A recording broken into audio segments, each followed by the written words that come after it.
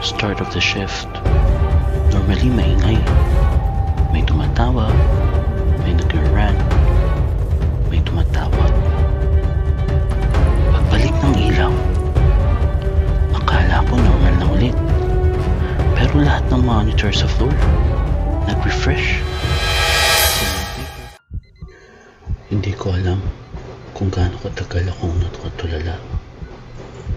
Pero nang bumalik yung monitor, iba na yung interface. Wala na yung usual queue display.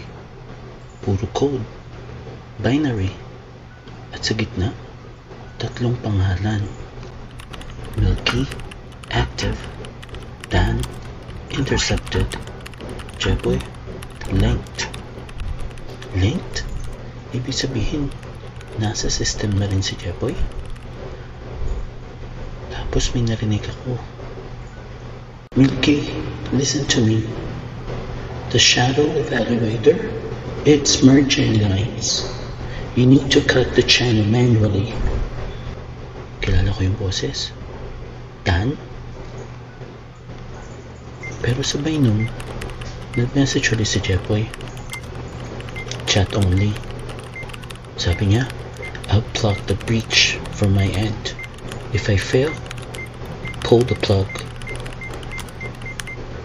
Sabi ni Dan, Jeboy, wag.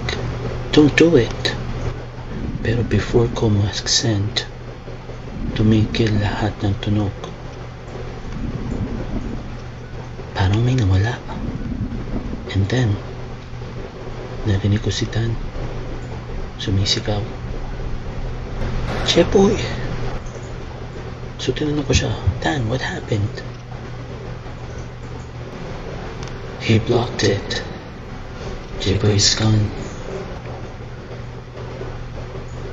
Tapos may narinig akong bulong. Q stabilized.